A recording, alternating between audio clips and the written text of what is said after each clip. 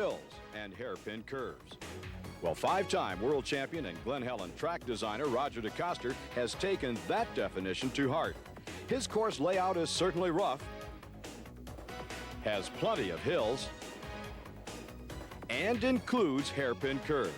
Now add to that equation searing 100-degree heat, and you have the ultimate two-wheel challenge. It's the EBC Brakes MotoFest, and it's coming up next on Cycle World.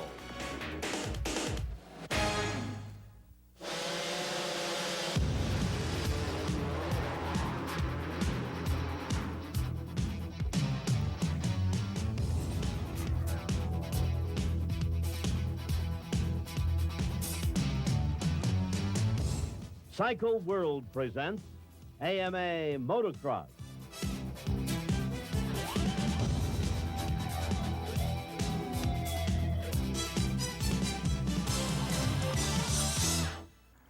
Hello, everyone. I'm Larry Myers. Welcome to San Bernardino, California, and the inaugural running of MotoFest. Now, MotoFest is a rather unique event for several reasons. First, the track is diabolical. Second, the heat out here today is inhuman.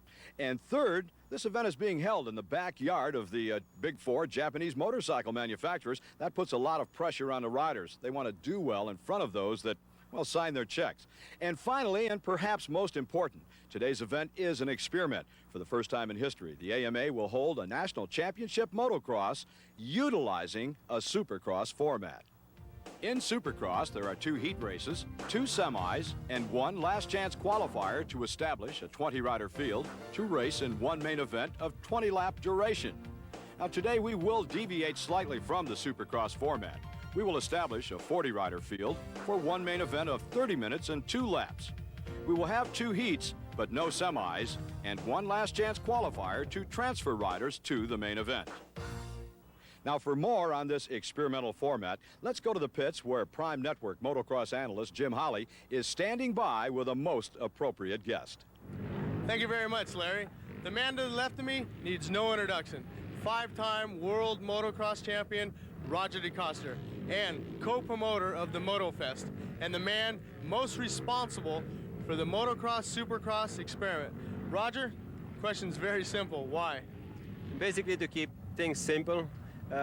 With today's format, many people leave the race without knowing who won the overall race.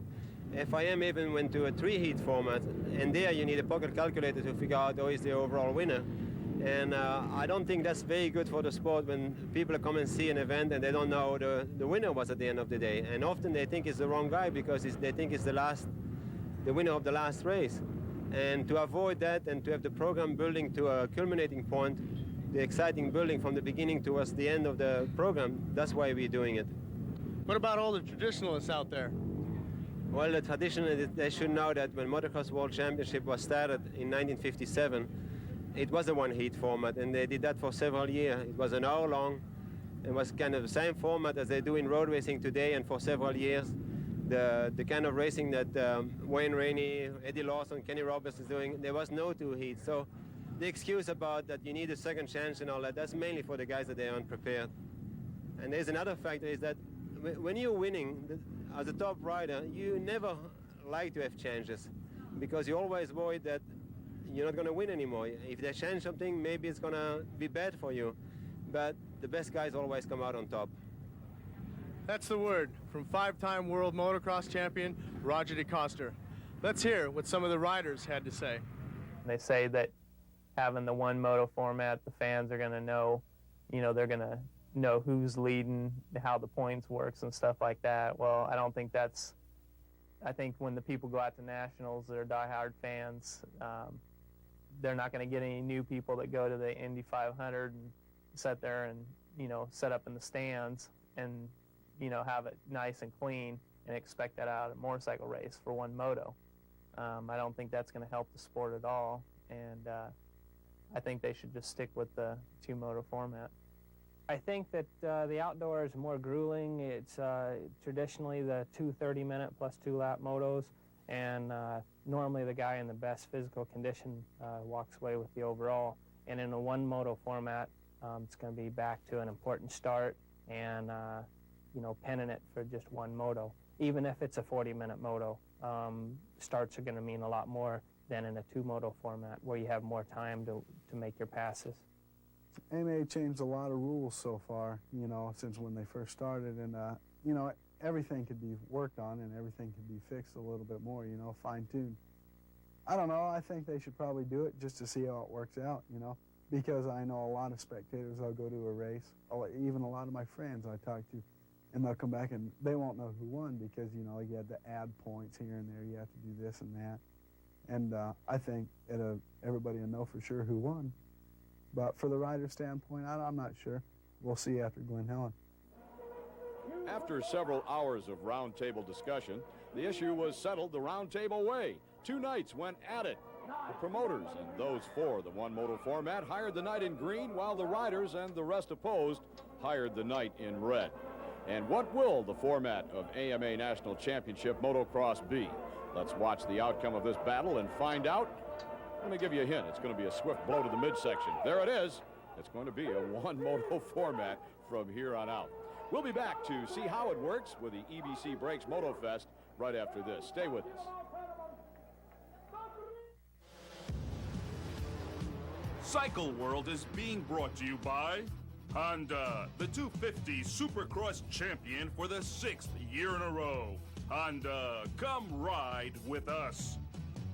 By Dunlop, developing better tires through racing. And by your local Yamaha dealer, who invites you to see their exciting line of motorcycles and ATVs. Today's history lesson, the fork. No! I'm talking front fork! Look!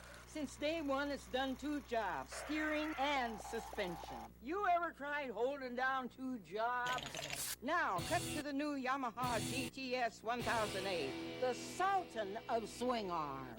1 arm steers, 1 does suspension. No fork, no fuss. Yamaha doesn't just make motorcycles, they make history. End of lesson.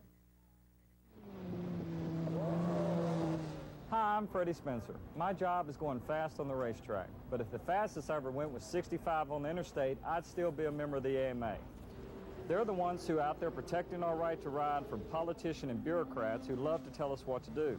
They also put out a magazine, sanction events, and sponsor discount programs, and there's more. Call 800-AMA-JOIN and find out all about it. Well, back to work. Call 1-800-AMA-JOIN. When you own a classic car like this, it pays to take care of it. The best gas, the best oil, the best tires, and the best car care products. The Wax Shop. How do I know they're the best? That's how I know. The Wax Shop is used by those who demand the best.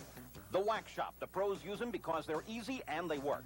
Find out for yourself why the Wax Shop is #1 in customer satisfaction.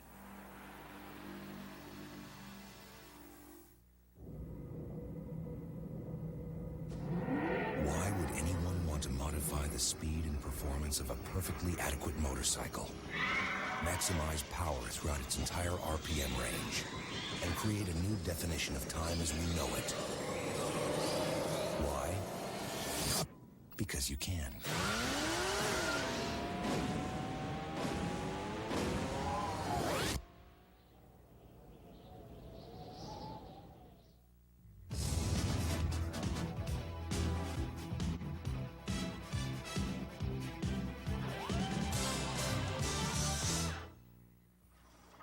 Welcome back. This is AMA National Championship Motocross. We're in the Honda pits in San Bernardino, California.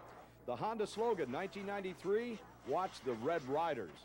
Take a look at Jeremy McGrath in the back of the truck here in just a second. You'll see what we mean. Actually, we're under a red awning with the sun beating through, and it makes everything look a little bit on the red side. Not a sunburn, just the red awning coming through. It is hot here today, about 110 degrees. It's going to be miserable for those that are riding on the racetrack. Going to be a very, very tough day. Now, McGrath, one of the heroes. Here's one of the guys that is looking to be a hero. Robbie Raynard, rider number 593, one of the young guns coming up. This is his first full season of motocross. He is touted to be an upcoming star. There's Robbie. How you doing, Robbie? He says, son, don't bother me. We're set to go racing. Now, if you were tuned in at the outset of the program, you know that Robbie and the rest of the stars will be racing under a new format, a single moto to determine the winner. The old format, 2 motos. Let's take a look at how that went at Troy, Ohio just a week ago, the last race in the series. First moto, watch this crash coming up. We're going to end up with a couple of riders on the ground. Key riders, I might add. James Dobb from England in the Kawasaki. There he is picking himself up in the center of the screen. He broke his wrist. He's going to be out of contention for the rest of the year. Let's go to the far left side of the screen. Rider number 15. Had a look at him just a few moments ago as he's preparing for today's race. That was Jeremy McGrath. McGrath picked himself up at the tail end of the pack. He's got a lot of work to do to be in contention for this one. Who was up front? Team Suzuki's Ezra Lusk, rider number 43, the guy breathing down his neck, the defending national champ. That's Jeff Emig, and Emig did not stay in that position long at all. Emig just breezed right to the head of the pack. That was number 19, Brian Swink, who had worked up to the number 3 position. And this is the way it ended, Emig being chased by Doug Henry. Henry finishes second, Swink would take third, and Ezra Lusk, the early leader, he was way down in 33rd place. Another crash in moto number 2. Jeremy McGrath continues his plague of bad luck. Another crash, and he's at the tail end of the pack one more time, and McGrath again goes to work. Now, moto number 2 is going to end just like moto number 1 with the defending national champ, Jeff Emig, taking the win. Here he is in first place. Right behind him comes Ezra Lusk. That's Doug Henry. He'll ultimately finish in second place, but watch what happens to Lusk. Lusk was doing pretty well there. He was catching up. Takes a tumble on the whoop-de-doo section, soft section of the track. That one wasn't so tough. Picks himself up. Now watch, he gets into a bumping match with Jeremy McGrath, and he comes out second best. Ironic thing here is Jeremy McGrath started both motos at the rear end of the pack and worked forward, while Ezra Lusk started at the front of the pack, and we'll invent a new word here. He worked rearward. The guy that did the best, though, all day long, Jeff Emig. Pair of moto wins gives him the overall. Doug Henry with 2 second places, finishes second overall. Then came Damon Huffman and Jeremy McGrath rounding out the top 4. The importance of the wins today, well, Jeff Emig with his 3rd win of the season moved into the points lead. He was trailing Doug Henry coming into this, the 7th round of the season. Jeremy McGrath holds on to 3rd, while Eric Kehoe, top privateer in the series, remains in 4th place. That brings us up to date. Keep in mind, that was the old format that brought us up to date. Here at San Bernardino, we're looking at a brand new format. A couple of heat races to put riders into the main event, a single main event, a single moto to determine the overall winner. This is a look at action earlier this morning in heat race number 1. All the riders cleared corner number 1 with no problem, and when the dust had settled, there were a pair of Hondas out front. Doug Henry and Jeremy McGrath, teammates. Henry with the early lead, McGrath in pursuit. Now, the importance of a heat race is this. Number 1, the top 16 finishers move into the main event. Number 2, the better you finish, the better your pick on the gate for the start of that main event. And that's critical when you're looking at a one-moto format. Watch the pass attempt coming up. I shouldn't say attempt, watch the pass. Rider number 15, Jeremy McGrath, puts a supercross move on Doug Henry, a block pass. He takes over the number 1 position. Meanwhile, rider number 86, Damon Huffman, aboard his Suzuki, has moved into the number 3 position. Watch this. You say your vision's a little bit cloudy, he'll reach up and pull that little string on the edge of his goggles. That puts a whole new film across the front. He can see again. So first heat race, McGrath, Henry, Huffman, and Jeff Dement rounding out the top 4, top 16 to the main. Jim Holly, how did it go in heat race number 2? Well, it's going to go good for some, others not so good. Let's watch the start here, heat number 2 in the 125 class. Hopefully that AMA guy is going to get out of the way there. He's going to get run over here. Here we're going to see Jeff Emig whole shot. But let me call your attention to the first turn pilot. There's about 15 riders going down. Most notably, Robbie Raynard, 593. Team Kawasaki manager Roy Turner running out to the track. You bet he's protecting his investment there. Newly signed Robbie Raynard to Team Kawasaki. Got big things for Robbie in '94 season. Up front, we're going to see Jeff Emig just pulling away, having fun, doing the step down there. Eric Kehoe in tow, running second. Mike Metzger in third here. Jeff Emig, it's important for him to win this heat race. He gets the number 1 pick on the gate. All the people that signed his checks are out here from Yamaha today. Here we're going to see Ezra Lusk coming up on Eric Kehoe here for the battle for second place. Unfortunately, the battle ended a little bit short for Ezra Lusk. Ran into a hay bale, knocked it right into the middle of the track there. The AMA official had to move it. Ezra Lusk on his way. He ended up finishing 3rd for the day. That's not too bad for the heat race. He'll have a good pick on the gate. Let's look at the results from heat race number 2 in the 125 class. Jeff Emig up front on his Yamaha. Eric Kehoe finishing second on the Honda, Ezra Lusk bringing the Suzuki home for third, and Brian Swink put another Suzuki up in the top 4, finishing 4th. Larry, what happened in the last chance?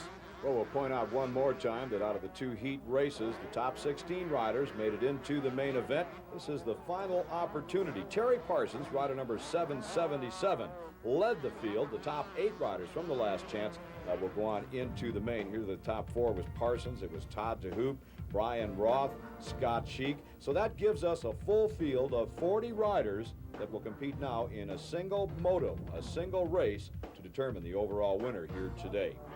Again, a brand new format, a single race to determine the winner. We'll be back with the 125cc main event right after this. Jack, you look great. New clubs, new shoes, new ball. Well, it's the new me, Bill. New golf game, too? We'll see. It's showtime. Showtime. Hey! Whoa! Maybe a 2-iron, Bill? Yeah, a 2-iron.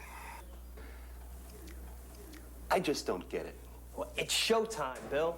And it's not the shoes, it's not the clubs, it's not the ball. It's this latest video from Golf Digest, how to get distance and accuracy. A video? Yeah, anyone can get it, and it's free when you subscribe to Golf Digest.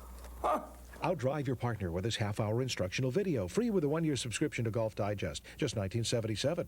Call 800-522-5333. Imagine this video and Golf Digest. Call 800-522-5333. Gear up with Eli Gold as he travels the NASCAR circuit to bring you the inside look with auto racing's big boys behind the wheels on This Week in NASCAR. From Indianapolis, Thursday night at 11 on Prime. AMA National Championship Motocross here on Cycle World. We're in San Bernardino, California, Glen Helen Off-Highway Vehicle Park. That's where they do it in the dirt. And today we're doing it to a brand new format, a single main event to determine the overall winner. Most motocross events, if you have followed the action here on Prime Network, have taken 2 motos to come up with a winner. Today, though, as the gate has dropped, we're looking at a single race to determine the winner. Should be a lot easier to follow the action. That guy followed the action all the way down to the ground, Jim. That's not a good way to start. That was David Pingree. Up front, Jeff Emig. We're going to see Emig here. If I was Emig, I'd want to pull away here in this 110-degree wind. I'd have to agree with you because look what's coming. Doug Henry on the inside made the most of a good move there. He passed Metzger, Mike Metzger, to take over the number 2 position.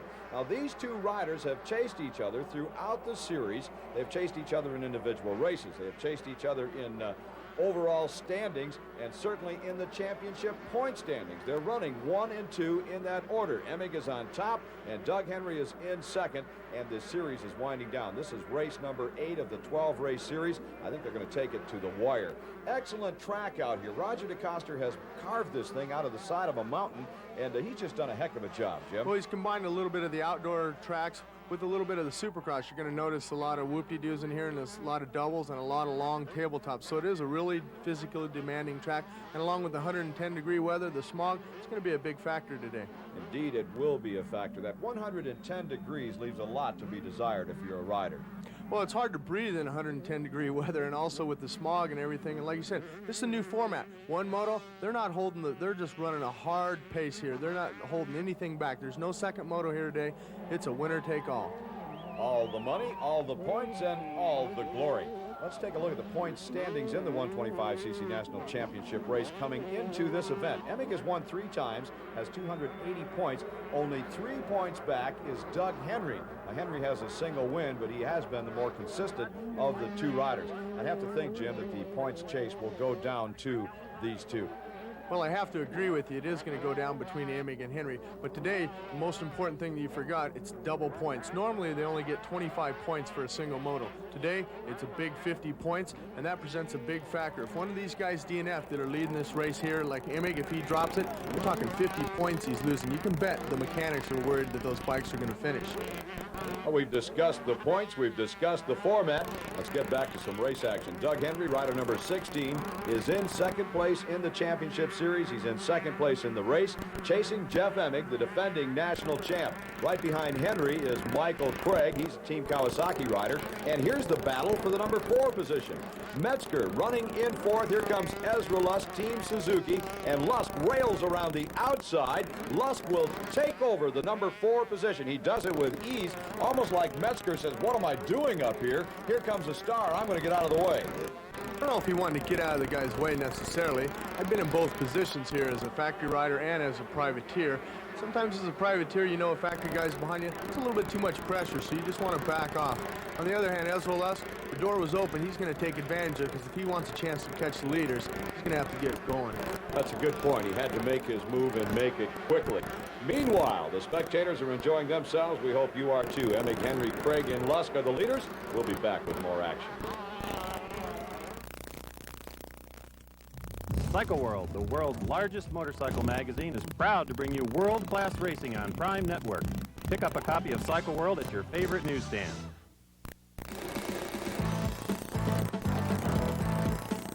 Dunlop, the winningest motorcycle tires in the world.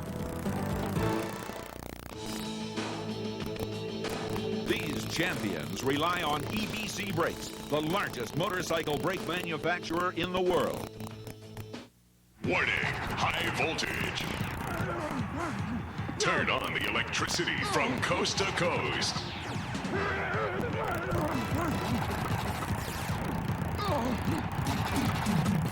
Shocking. Jolting. Coast-to-coast conference collisions put the juice through to your tune. Plug into the excitement all season on Prime. Welcome back to Cycle World. It's AMA Outdoor National Championship Motocross. It's the MotoFest, San Bernardino, California. We're looking at Doug Henry, who is currently holding down the number 2 position.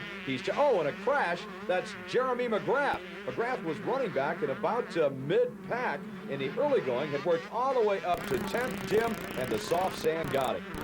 The sand not only got him, a whole lot of riders got him. He might have been pushing hard. You know, he got a bad start there. When you're coming from the back of the pack, you have a tendency to push really hard. Here are a couple of riders pushing hard. Emig out front, Doug Henry holding the number 2 position. Henry is right on Emig's rear wheel. We have got a battle coming up. Look at this. Henry goes to the inside, and Henry, wham, he just crowded Emig off the racetrack. Man, oh man, there are going to be some conversation in the pits, I have to think, between those 2 riders. That was kind of a marginal move. We need to go back and take another look at that action, and you can explain, Jim, how they got into that position and whether or not you think it was marginal or was it good. I think it was a great move. It was a championship move. He just flat leaned in him. I think Emig should have backed off. I can guarantee you one thing, Larry, they're not going to buy each other the dinner tonight. I'll bet you in the Yamaha camp, they will not agree with your analysis. You're the expert. I'll bow to your opinion. Emig should have gotten out of the way, I guess, and let Doug Henry go through. In any event, Emig now is in the position that Henry was in. He has to play catch-up. On a track like this one, can Jeff Emig do that? Can he catch up? Or is Henry going to have to crash before Emig can regain that number 1 position? Well, I think Roger DeCosta did a good job on designing the track, and Blake Hamilton, the actual guy running the bulldozers, they designed this track where you can pass and it's easy to pass, and I think you can make up the time. Interesting turn of events here in San Bernardino. It goes back to this new format, a single race with double points. That little interchange earned about 6 for Doug Henry. Take a look at his consistency in 93 that we had referred to earlier. A 4th, 1st, 2nd, 2nd, 3rd, then the 9th at Unadilla. What happened was a DNF in one of the 2 motos, and Henry was able to come back in the other moto and score maximum points with a win. Can't do that today. It's all being dumped into one, and Doug Henry wants to take full advantage of that. He'll walk out of here if the positions are maintained the way they are right now with the points lead in this 125cc National Championship Series. Oh, and Emig with another problem. Emig is off the track. He's sitting on the side. He looks disgusted. Evidently, he's through for the day. He's giving up. Now he's cranking his bike again. Unbelievable turn of events, and now putting the bike is running again. I don't understand that, Jim. He should have been cranking on that bike hard. Instead, he stopped, took his goggles off. It's like he had given up, and now he's back into it. He lost a lot of time. Well, I'm going to agree with you there, Larry. You did lose a lot of time. I wouldn't have took my goggles off. If my bike breaks like that when I was racing, I'm kicking and kicking that thing until it starts. I'm not going to take my goggles off and then put them back on. Well, I think he's probably kicking and kicking himself. Here comes a move by Jeremy McGrath. Excuse me. McGrath has been able to use the track features that you referred to get back into the running in this thing. He has really come through the pack since that crash. He just went around Kehoe, and I have to think that Supercross-style jumps, Supercross-style ruts and whoops is what has done this for Jeremy McGrath. Well, he's a 93 250 Supercross champion, and I'm going to agree with you there. This track is designed a little bit like Supercross, but yet it's got the outdoor national effect to it with the up and the down hills, and I know it agrees with Jeremy. And now Jeremy is stalking Tim Ferry, rider number 29, to pick off one more rider, put himself just a little bit closer to the front of the pack. Good line through the corner. He made that pass. Meanwhile, up front, Doug Henry is doing what he has to do. He is putting as much distance between himself and Jeff Emig as he can. And I suspect, Jim, that by doing that, if he makes a mistake, he'll have that much more time to recover. Well, he's got a big lead right now, and I think that that's what he wants to do. He knows it's really hot out here, and he knows the track's really demanding, and like you said, he can't make a bobble, so if he has a cushion, look at that right there as he's going through the whoops. I mean, he's riding hard still. The rider that is riding possibly the hardest on the track, rider number 15, again, Jeremy McGrath. He just moved by Larry Ward. I think that was a battle for the number 7 position. So McGrath, who started out at the back of the pack, moved up to about 10th and crashed, is all the way up now well inside the top 10. Got to wonder how well he would have done had it not been for that unfortunate incident that put him on the ground. Well, you know, he won his heat race going away convincingly over Doug Henry. So, you know, he's got the speed and everything, and I think he's got the stamina here. He's showing it today by working up. Well, we'll find out very shortly just how far up he can work in this pack. We're going to take one more commercial break, then we'll be back to wrap up the 125cc main event. Henry, Lusk, Craig, and Huffman, our first 4. Stay with us. We'll be right back.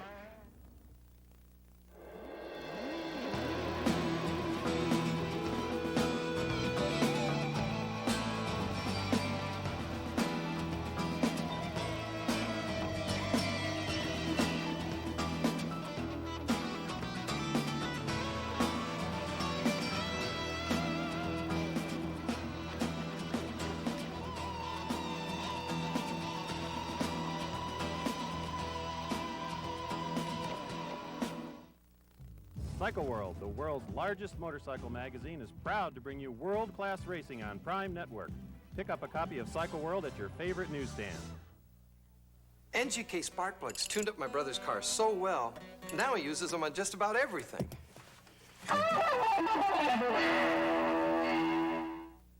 For the car you drive, for the way you drive.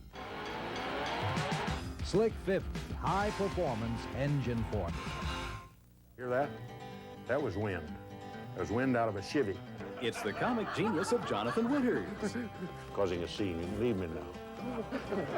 And now, you can invite him into your home with a special video. Jonathan Winters Gone Fishing. You'll see lots of new characters. Many melons stacked high. And all your old favorites.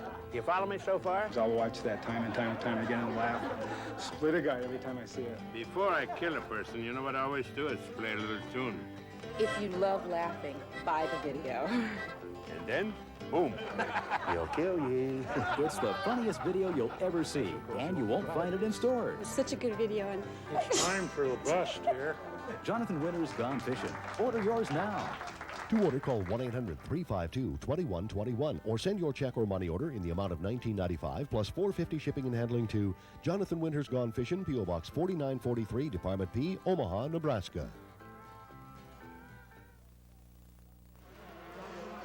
Welcome back to Cycle World. We're in San Bernardino, California for AMA National Championship Motocross. It is round 8 of the series. That's Jeremy McGrath, rider number 15 from Team Honda. Earlier this season, McGrath wrapped up the Supercross Championship by winning 10 main events. That was a record. No one has ever come close to that number. Outdoor motocross, McGrath has not quite lived up to that standard. A lot of riders, a lot of managers, a lot of spectators have asked why. They've said he can't handle this tough outdoor track. Well, to get the lowdown, we went to Roger DeCoster and said, Roger, put on your dirt bike magazine editor hat, if you will. Tell us what your thoughts might be. Lately, a lot of people have been asking me about the performance of Jeremy McGrath in the Nationals. The Nationals now are midway, and I think the reason they're asking is that they've been so used to him dominating in the Supercross, winning at record 10 events out of 16. And in the Nationals, he's doing quite well compared to last year. He's doing a lot better than last year. He's still hanging in there. He's in 3rd place. After the next heat, it could be opposite. He could be leading, and Jeff Emig could be in 3rd place. So it's been a really good series, and I think he's doing fine. Hard to disagree with the 5-time world champion and his observations. However, Jim Holley, I think that McGrath just plain loves Supercross, and he's just putting up with outdoor motocross. Well, I think he loves the 250 better than the 125 there, and it'd be interesting to see Jeremy on a 250 outdoor national track. Well, my guess is 1994 that's exactly what we'll see. I think Jeremy is just about done with 125cc machines. Talking about just about done, we're on the last lap of this 125 main event. Jim Holley, I think it's time to say goodbye to you for a short while. You make your way down to the winner's circle and talk to this young man, Doug Henry. He's going to take the checkered flag, and I'd like to hear what he has to say. It's been a hot day of racing here in San Bernardino, and I'll tell you what, I mean that two ways. We've had hot action on the racetrack, and the spectators have had a hot time due to the temperatures, about 110 degrees, in watching this one moto format that Doug Henry is just about to claim. He's got a couple of more little whoops and jumps, and he'll roll up. He gestures to the crowd, roll up the face of that finish line jump. He'll collect the checkered flag. There it is. And Doug Henry wins in San Bernardino. He'll take over the points lead. Here comes Dave Arnold, the team manager for Team Honda, over to Doug Henry. And, boy, Henry has got to be whipped. There's Jim Holley, and no microphone. Henry has a problem. He's off the bike and collapsed to the ground. Jim Holley has dropped his microphone. He's helping Henry over to the side of the truck there, or the tent, trying to get him into some shade, it looks like to me. I talked about that heat, and I think that's exactly what we're seeing here, a heat problem. Doug Henry can hardly stand up and now collapses to the ground. Jim Holley trying to loosen up some of his clothing to get some air to him. There's Bevo Forte from Scott USA. He's pouring water over the top of Henry's head to try to cool him down. And now Bevo Forte was handed an ice pack to put around his neck. That comes off with the shoulder protection. More water being dumped over the back and head and shoulders. They're going to try to take that jersey off, obviously. Jim Holley's supposed to be doing, keep pointing this out, an interview, but right now he's doing the job of the first aid personnel. Obviously, they can't see what is going on, or they would be there, no question about that. Now trying to wipe some of the sweat off, trying to get him cool off. Holley is flapping the jersey. And Doug Henry is going to take this opportunity to stretch out, try to get his breath back and get some liquids into him. That's what he needs to do. They need to get some water into him as quickly as they possibly can. While they do that, we'll take a look at how they finished. Doug Henry on top, Ezra Lusk, Damon Huffman, Jeff Emig dropping all the way to the number 4 position. 5th place, the property of Ryan Hughes, then Jeremy McGrath in 6th with a great ride. Eric Kehoe 7th, Larry Ward was 8th. Let's take a look at the championship point standings. Doug Henry back on top, Jeff Emig in 2nd, Jeremy McGrath 3rd, not that far out of it, then Eric Kehoe holding down the number 4 position. Meanwhile, Dr. Holley, our own Dr. Holley, is with a somewhat revived Doug Henry trackside. We're here with Doug Henry, winner of the first moto. Doug, the heat obviously got to you, but we got to admire your confidence for staying out there. I know you just wanted that white checkered flag to come out, and you kept going and you kept going. I know the heat had to be got to you. Yeah, it was really bad. It really didn't hit me till about 3 or 4 laps to go, you know. People were cheering for me, you know, it was great. You can hear them now, boy. It was really great out here. There are a lot of fans out here. Well, I know you train out here a lot and everything, and you're pretty much acclimated to heat. What do you think happened out there? Well, I don't know. I've been having problems the last few weeks with the heat. I just haven't quite worked it out yet. You know, my day will come where I'll be able to handle the heat. But right now, I'm still working on it. Well, I bet you're glad about the new format. Only one moto. You don't have to get back on that bike today, and you got 50 points. And I think you're back in the points lead now. Yeah, I think so. You know, with the one moto format, you don't have to pace yourself. You just go as hard as you can, because you know, as soon as this one's over, that's it for the day. Well, that's it for the 125cc class. Still a lot of action yet to come as Jeff Stanton signs an autograph or two. We'll be back with the 250s right after this. Stay with us, won't you? This portion of Cycle World has been brought to you by Dirt Bike Magazine. Read Dirt Bike Magazine featuring Roger DeCoster every month. To subscribe, call 1-800-767-0345. If you like motorcycle racing, you'll want to get the full story every week in Cycle News, America's weekly motorcycle newspaper. Call now and have Cycle News mailed to your home every week with this special television offer. Subscribe for 1 year and get 50 weekly issues for only $33. Use your credit card or just say, "Bill me," and make 3 easy payments of $11. Call toll-free 1-800-325-2925. Subscribe to Cycle News and just say, "Bill me."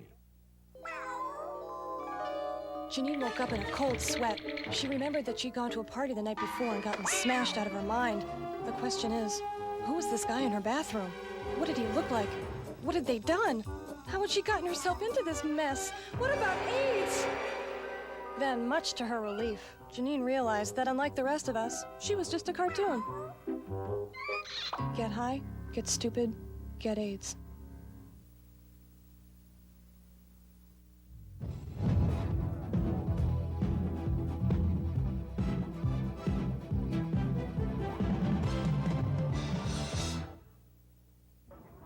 Welcome back to Cycle World. We're in San Bernardino, California for AMA National Championship Motocross. Drama in the Kawasaki pits. Now that's Mike LaRocco. Normally there would be 2 riders there testing and getting ready to go out to race, but LaRocco is alone.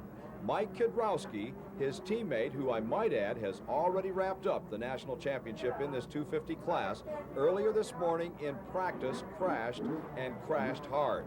And this video was shot. We had no idea what the outcome would be of Kiedrowski, whether or not he would be able to come back and race or not. As of this point, he is still in the hospital, and it appears we will not see him today. LaRocco has that on his mind. On the minds of the mechanics, the pit crew for Team Kawasaki, getting Kiedrowski's motorcycle ready. You can see it's bent, it's twisted. He took a rather hard tumble, and at that point in time, they had no idea to the extent of his injuries whether or not he would be able to come back and race. We know now, of course, after the fact, that he's going to be spending the rest of the afternoon in the hospital and will not be joining us. But they're trying to get that bike ready just in case. Here's the crash. Sean Green from Arizona was on hand, look at that tumble, with a video cam, and he just happened to have it turned to the right spot. We're going to watch this crash 3-4 times here. We'll show it to you in slow motion so you can get the idea as to what Mike Kiedrowski might be feeling about now. He went down hard.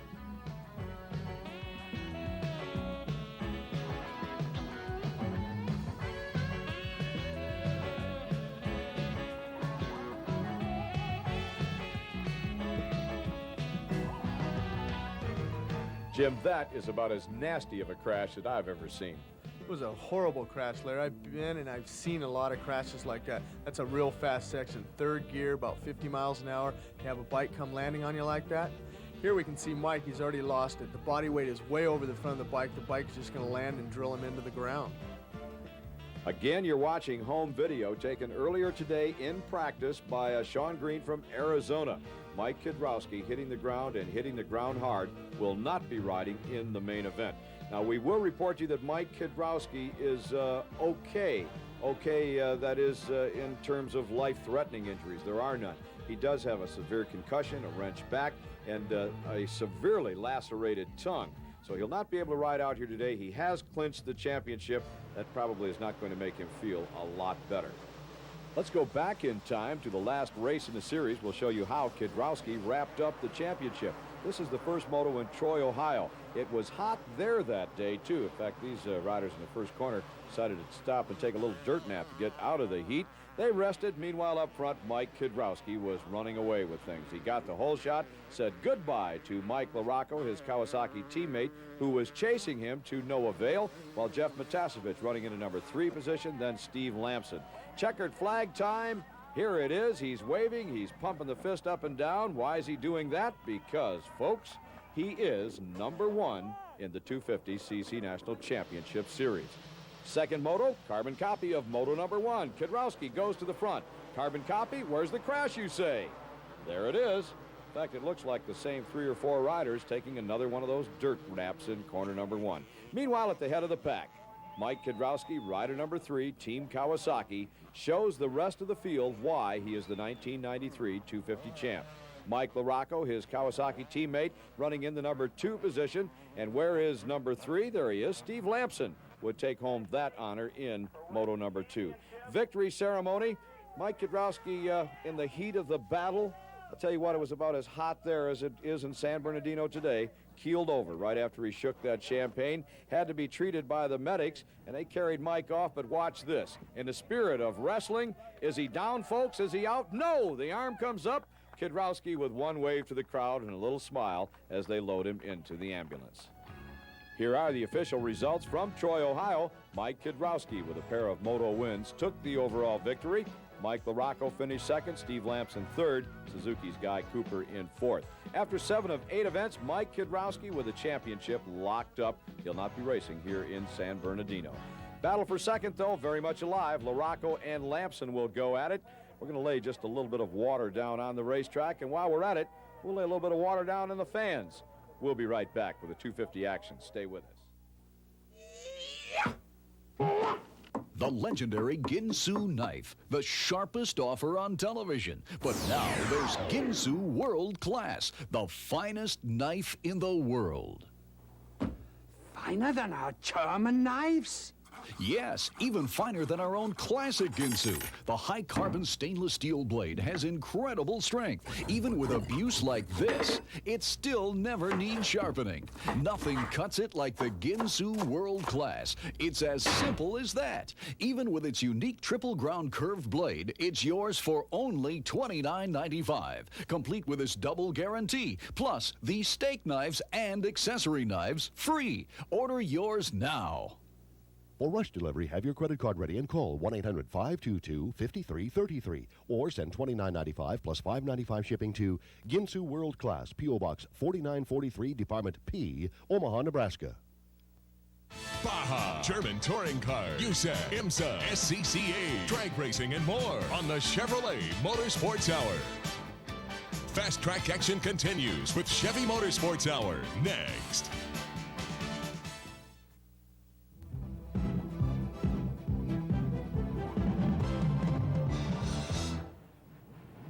San Bernardino, California, AMA National Championship Motocross on Cycle World. Coming up is the 250cc main event. First, we'll show you how the riders got there. This is heat race number 1.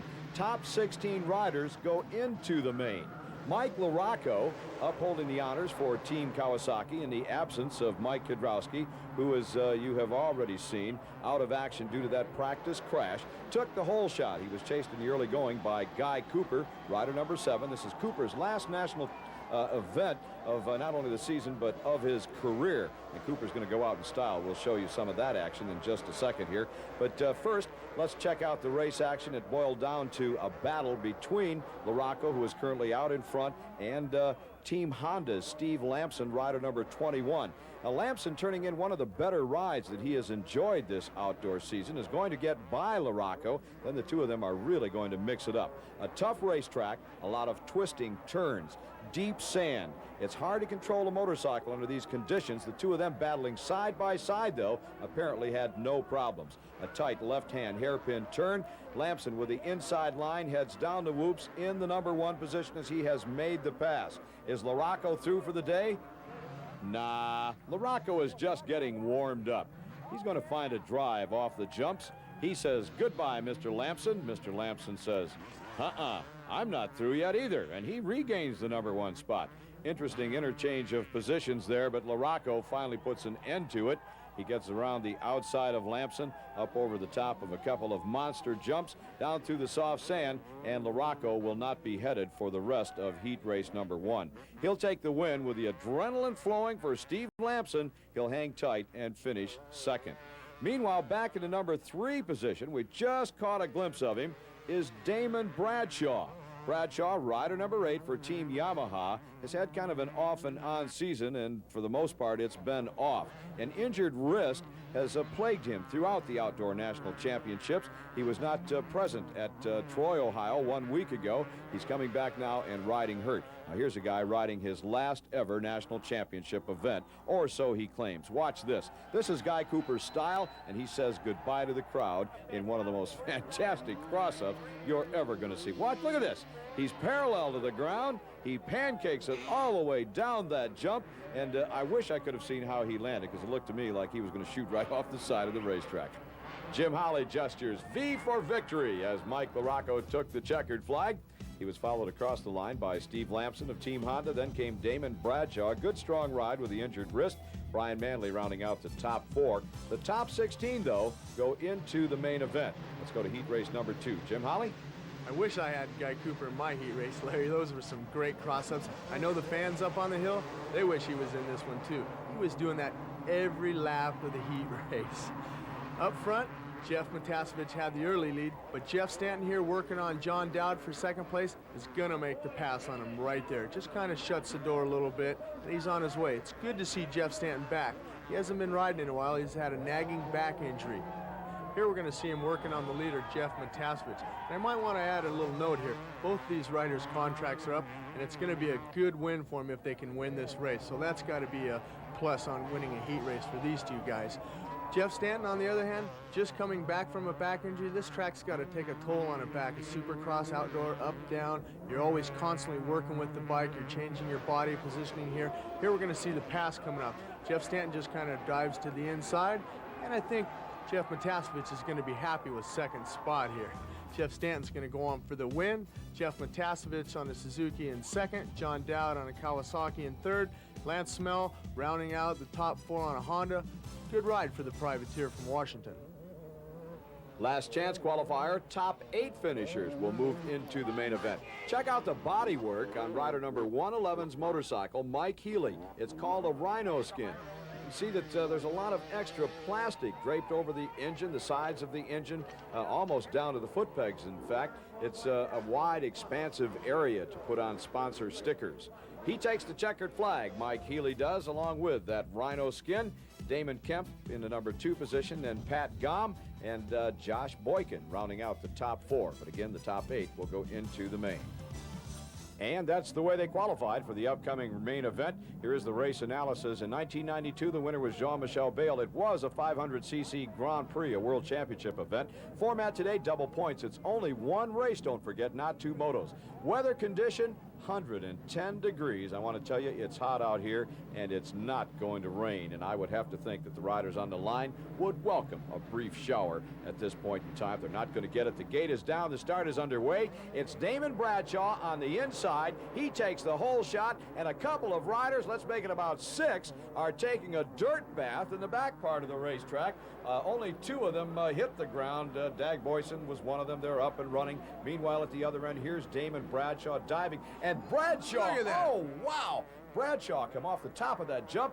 Jimmy landed on the front wheel. The bike went sideways. I thought he was going to go down. Unbelievable save there, Larry. I think he had the whole shot. I think he wants to silence a lot of his critics. A lot of people have been putting a lot of pressure on him. Can Damon Bradshaw win? He's trying really hard out there today, Larry. Well, the critics have been hard on Damon Bradshaw, maybe rightfully so, maybe wrongfully so, who knows. In any event, he has not had the type of year that most of us expected after an outstanding Supercross season 1 year ago. Bradshaw is out front. He's being followed by a privateer, Mike Fisher. Fisher's been riding, well, kind of off and on this season. We see him at 2 or 3 Nationals, and we don't see him again. He's doing extremely well for the amount of riding that he has had in so far this season. An excellent ride. Jeff Matasevich doing the chasing from the number 3 position, but all eyes are on Damon Bradshaw as he leads this pack, and I think to a horde of California fans, they want to see him do well. We'll be back to see how he does right after this.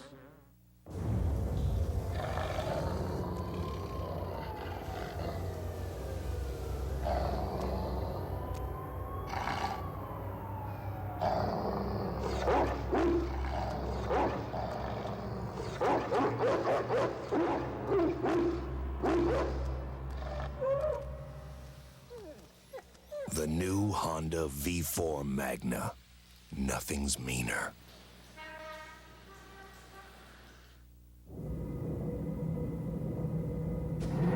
Why would anyone want to modify the speed and performance of a perfectly adequate motorcycle? maximize power throughout its entire RPM range, and create a new definition of time as we know it. Why? Because you can.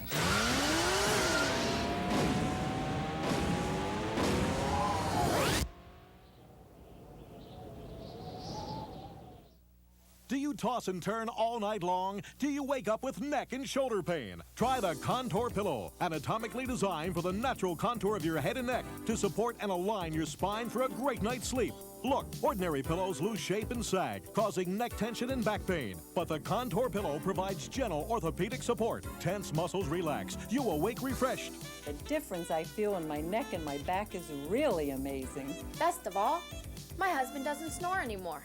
Therapeutic pillows cost $60 or more. Now enjoy the ultimate night's sleep for only $19.95. Order in the next 10 minutes and we'll also include this washable cover absolutely free. Enjoy the best night's sleep you've ever had or return it for a full refund. The Contour Pillow is not available in stores. Order now. For rush delivery of your Contour Pillow, have your credit card ready and call 1-800-652-4500 or send $19.95 plus $5.95 shipping to Contour Pillow, P.O. Box 11624, Charlotte, North Carolina. AMA Championship Motocross, Damon Bradshaw is still the leader, but Steve Lamson is, and Bradshaw bobbles, and Steve Lamson went from second place to first just like that. Lamson had caught Bradshaw while we were away in commercial. When we came back, he was hot on his heels, hot on his rear wheel, and he made the pass. So Lamson is the new leader, Bradshaw running second, Matasevich not far off the pace in the number 3 position. The field beginning to stretch out. The question would have to be, in my mind, can Damon Bradshaw come back? He made a mistake. He bobbled. Steve Lamson went around the outside of him to take over the number 1 position, and Lamson looking for his first victory, and Bradshaw goes down. Lack of concentration, I'm not sure what caused it, but Bradshaw, making that corner, lost control of the Yamaha. It spit him off. He hit the ground. He's quickly up, probably more embarrassed than anything else. In any event, he's going to drop well off the pace. Let's take a look at the replay, Jim. Well, he's coming in the corner beautifully here. Just looks to me like he grabbed too much throttle. The rear end went around the other side. He tried to compensate, shut the throttle off. Unfortunately, got in a little bit more mud, went down really hard. It's unfortunate because I think he was here to make a statement. He might have been pushing a little bit too hard today, and I don't know if he's going to be able to come back and win this thing, Larry. A major problem that Bradshaw has had this year is recovering from a mistake. Seems like when he makes one of those errors that he loses all of his confidence and works his way even further back in the pack. Maybe not today. Hopefully he'll recover. This is the battle for 4th place. John Dowd, rider number 27 from Chicopee, Massachusetts, is in 4th. In 5th place, it's Phil Lawrence. Running in the number 6 position, Mike Fisher. We had a shot of Fisher earlier up closer to the front. I told you Fisher had not been riding all that much, and obviously the heat, the sun, the rigors of this course taking its toll, and Lawrence to the outside makes the pass. Lawrence found a great line through that series of jumps and whoops. He moves into the number 4 position. Now here's the battle for second. LaRocco, rider number 5, is in 3rd place. Matasevich has that number 2 position nailed down. LaRocco goes to the inside, and LaRocco made the pass. Great move. It was an excellent move. LaRocco has coming up from one of his bad starts. He wants to win this thing. Mike KIEDROWSKI's out. He's got one guy ahead of him, Steve Lamson, and he thinks that he can catch Lamson. I mean, he's always used to working up from the back of the pack, and I don't think Matasevich is going to put on a charge anymore, Larry. That's Jeff Stanton, and he's pulling off the racetrack. We've not seen Stanton at all in this race. He started at the back of the pack, has been working his way through. He's got a problem. I think he does. You know, we can't speculate what it is. He's had a bad back. That could be bothering. I've never known Jeff to pull off unless something's really wrong. I'll guarantee there is nothing wrong with Phil Lawrence. He has caught Jeff Matasevich. This is the fight for the number 3 position. Matasevich in 3rd, Lawrence in 4th, and Lawrence is on a mission. He's riding really well here, you know. Here, whoa, he's going to make the pass right here. He just cuts right in front of Matasevich. It's a great move on Phil Lawrence's part. He's working up from a bad start. He's pushing. Yeah, he's pushing Matasevich off the racetrack. Let's go to the head of the pack. This is the battle now for the number 1 position. Lamson still controls the pace of the race, but he has company. Mike LaRocco has moved within striking distance. This is going to be a good finish. Lamson, LaRocco, Lawrence, and Dowd. We'll be right back.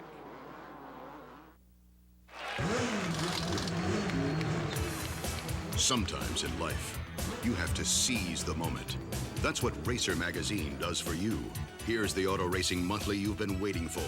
It's about time. Racer is informed, emotional, authoritative, and passionate, with large-scale full-color graphics, written and photographed by the best. Something worth reading, something worth keeping. There are no long, boring race reports. You already know what happened. Racer tells you how it was done. We want you to have the opportunity to take Racer for a test drive, to experience this new magazine for yourself. To order a trial subscription, call toll-free 1-800-553-7400. There's no risk, there's no obligation. If you're not happy with your first issue, just mark cancel on your bill. We don't think you will. Seize the moment. Take Racer for a test drive. Call toll-free 1-800-553-7400.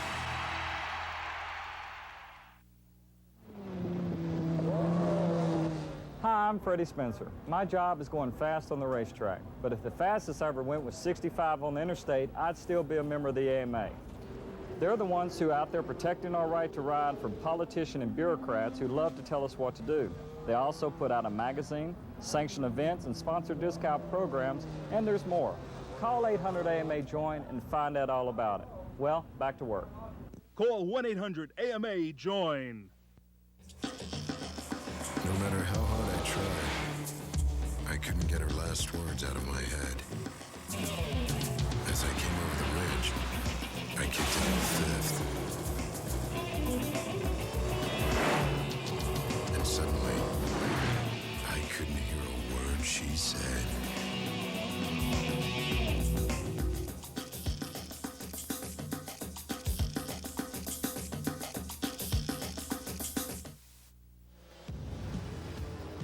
Cycle World is being brought to you by Honda, the 250 Supercross champion for the 6th year in a row.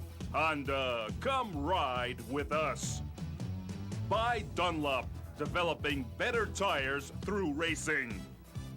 And by your local Yamaha dealer, who invites you to see their exciting line of motorcycles and ATVs. Welcome back to the final laps of the 250cc main event, AMA National Championship Motocross. We're in San Bernardino, California. Mike LaRocco, number 5, has been stalking Steve Lamson, and he made the pass. Lamson and LaRocco have been locked in a drama-filled battle for the past several laps. It's been unbelievable motocross action, and finally it paid off for Mike LaRocco. Let's go back and take another look at that pass. Jim Holly, he set it up and did it beautifully. I think he likes this corner because in the heat race, this is the exact same place that he passed Jeff Metaskevich, exact same way. He just comes underneath Steve Lamson, block passes him a little bit. Steve has no way to cut back underneath. LaRocco's got the momentum. He's been coming up from the back of the pack. He wants this win. That pass was important for a couple of reasons. Obviously, the win, as you pointed out, but they're in a battle for the number 2 position in the championship standings. And as Mike LaRocco takes the checkered flag, he's going to cement that position over Steve Lamson. An outstanding effort on the part of LaRocco. His first ever 250cc national championship win. Got to be a great big smile under that helmet, despite the heat and the water being dumped, washing the sand and the heat away. Here are the official results from the final 250cc championship event of the season. Mike LaRocco wins it, Steve Lamson second. Phil Lawrence with a great ride, finishing third. John Dowd will end up as the top privateer with 4th place. Guy Cooper finished 5th. He says this is his last national championship event ever. We'll see. Donald Upton, then Mike Fisher and Jeremy Buell. Jeff Metaskevich, with an apparent problem in the late going of that race, out of sight of our cameras, has dropped out of the top 8. Final standings of the 250cc National Championship season, a pair of Kawasaki's out front in 1st and 2nd, then Lamson and John Dowd. Jim Holly has made his way down to winner's circle. He's with Mike LaRocco. Jim? Mike LaRocco, great job out there. It's about a 12-second lead. You got a bad start out there, but you kept pushing all the way. How'd you do it? Actually, with the heat like this, I just kind of take it easy and, rode through for the win. How about the heat? It looks like the heat got to everybody, but you look pretty fine out there. Doug Henry collapsed.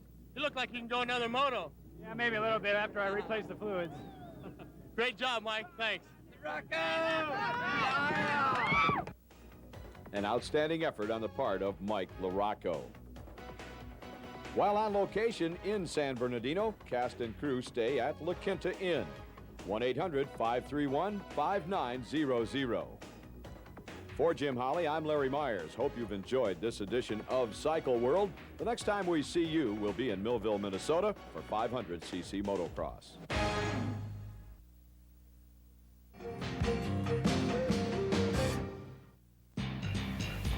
Serving America's great sports networks. You're watching Prime Network.